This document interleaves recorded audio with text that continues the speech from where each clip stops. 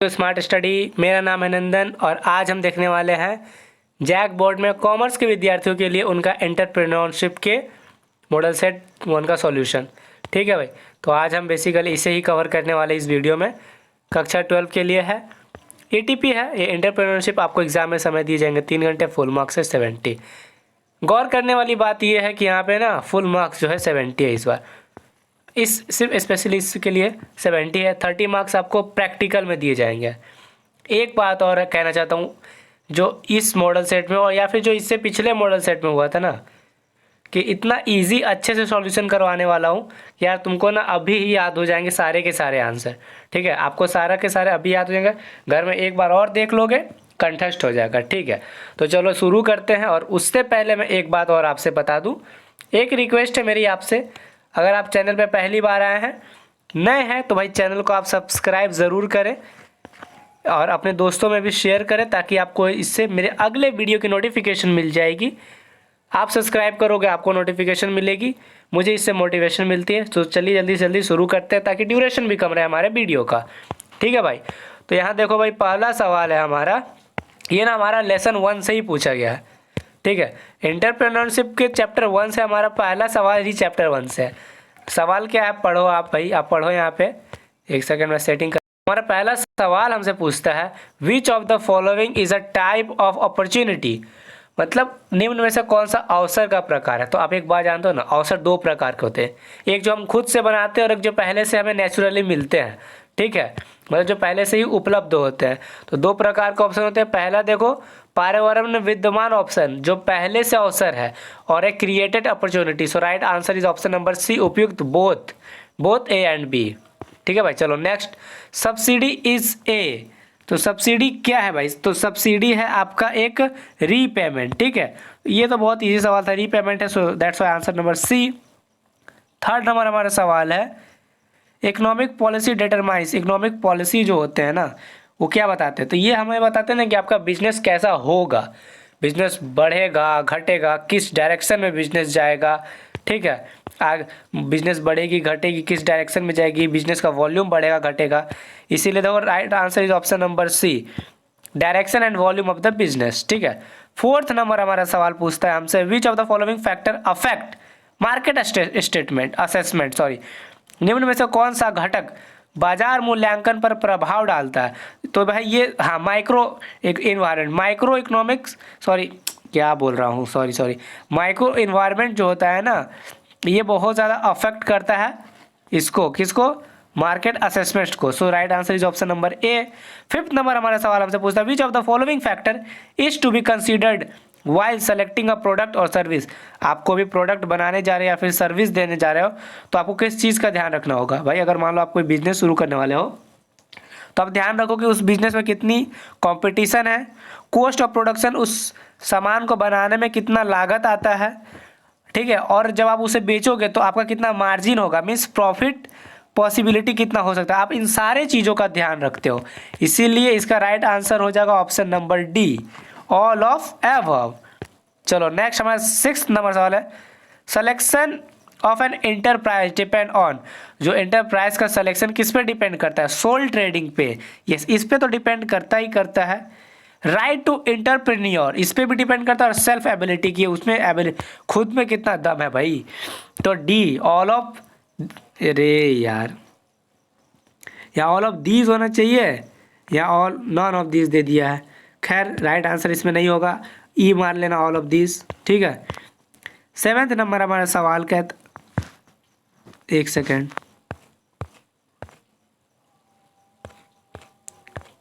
Easy था, ओ sorry, मैंने 5 का आंसर बता दिया।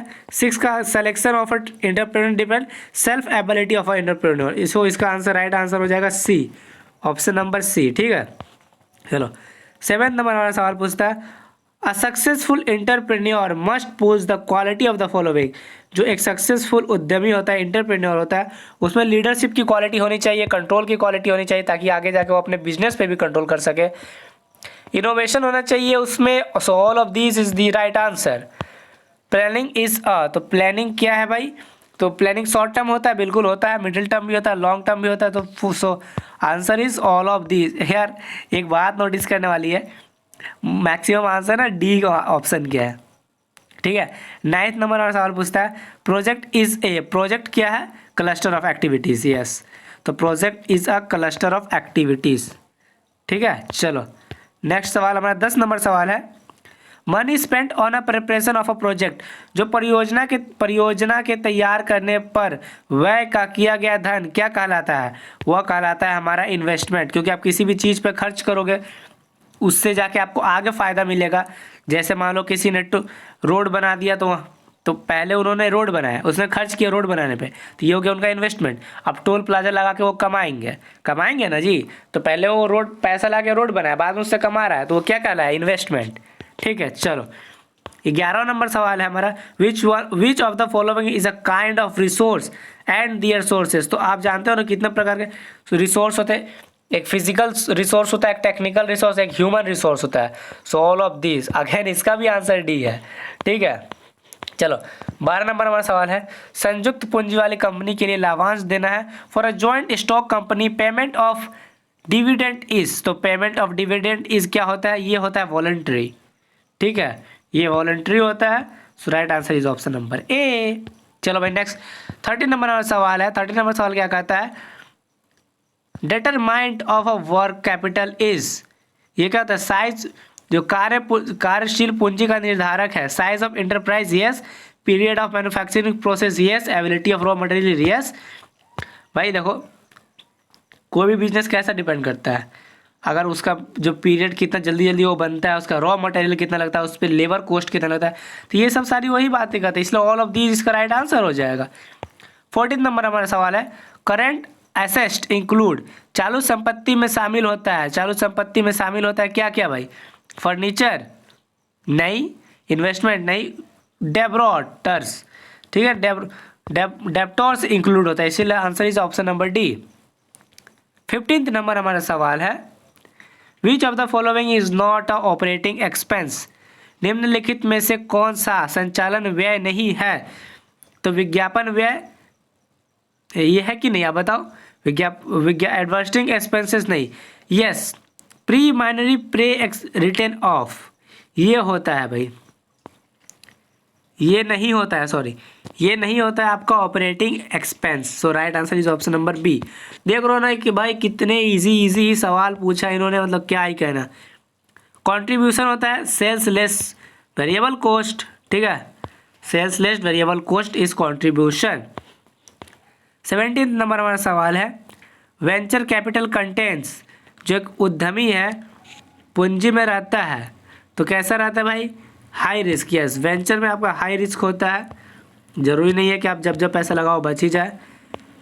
18th नंबर हमारा सवाल हमसे पूछता है management is an art of, देखो अगेन बीएसटी वाला सवाल हो गया, मैनेजमेंट क्या होता है, खुद काम करना, दूसरों से भी काम करवा लेना, so C is our right answer. 19 number हमारा सवाल करता है for business marketing is a, दो भाई जब भी कोई आप बिजनेस स्टार्ट करोगे, मार्केट ही नहीं रहेगा तो आप बिजनेस कहाँ करोगे, इसलिए कंपलसरी, ठीक है।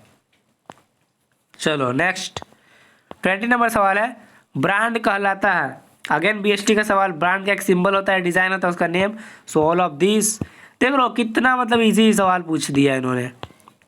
21 नंबर है डिविडेंड इज अ, तो डिविडेंड क्या होता है भाई, तो डिविडेंड होता है appropriate of profit, appropriation of profit होता है, ठीक है। चलो 22 नंबर वाला सवाल पूछता है मर्ज मीन्स, भाई देखो जब भी दो या दो से ज़्यादा संगठन को मिला करके, बिजनेस को मिला के एक बिजनेस बनाते हैं, तब उसको कहते हैं मर्ज, यानी दो या दो से अधिक व्यवसायों का मिश्रण, so option number B is our right answer. 23 number वाला सवाल है रिस्पॉन्सिबिलिटी ऑफ एंटरप्रेन्योर आर, जो एक उद्यमी होता है उसका ना समाज के प्रति भी दायित्व होता है, सरकार के प्रति भी दायित्व होता है, और इन्वायरमेंट के प्रति भी दायित्व होता है। क्यों, अरे भाई अब मान लो कुछ ऐसा फैक्ट्री लगा दिया जो ओजोन लेयर को बहुत ज़्यादा हार्म कर रहा है, ऐसा फैक्ट्री लगा दिया जो मान लो यार इतना ज़्यादा पॉल्यूशन कर रहा है कि सोसाइटी का जीना हराम करके रखा है, तो उसे हम अच्छा वो उसे अच्छा हम लोग एंटरप्रेन्योर नहीं करेंगे, सो दैट्स वाई उनका ना सबके प्रति जिम्मेदारियाँ होती है, इसीलिए option number D is our right answer. चलो 24 नंबर हमारा सवाल है प्रोजेक्ट इज प्रिपेयर्ड बाय, जो परियोजना है तैयार की जाती है सबके द्वारा, परियोजना ना सबके द्वारा तैयार की जाती है, ठीक है। चलो, और यह है project of a report is a summary of. देखो, जो भी कोई प्रोजेक्ट का जो समरी होता है वो इन्फॉर्मेशन पे तो बेस होता ही होता है, उसका एनालिसिस भी होता है, और जो एक्चुअल फैक्ट डाटा है उस पर वो बेस होता है। So right answer is option number D. ठीक है भाई। तो ये थी आज के हमारे एंटरप्रेन्योरशिप की ईटीपी की 25 ऑब्जेक्टिव का आंसर, 25 ऑब्जेक्टिव सॉल्यूशन का आंसर। मैं उम्मीद करता हूँ आपको सॉल्यूशन पसंद आया होगा, और भाई देखो नहीं पसंद आया होगा तो आप ज़रूर खुलकर कमेंट में कमेंट करें कि हाँ सर, या फिर भाई यहाँ पे दिक्कत था, ऐसे था वैसे था, या फिर कहीं गलत, या फिर मुझसे कहीं अगर गलती हो गई हो तो आप बेझिझक कमेंट बॉक्स में आप ज़रूर मुझे इत्हासा करें इसके, ठीक है भाई। तो अब मिलता हूँ मैं आपसे अब अगले नेक्स्ट वीडियो में। इतनी देर तक रुक कर सुनने के लिए आपका बहुत बहुत धन्यवाद। और हाँ, एक बात और अगेन मैं आपसे कहता हूँ, अगर आप चैनल पे नए हैं तो ज़रूर चैनल को सब्सक्राइब करें, ठीक है भाई। तब तक के लिए मिलते हैं हम आपसे अपने अगले वीडियो में। तब तक आप पढ़ते रहिए, सीखते रहिए। Love you all. जय हिंद, जय भारत।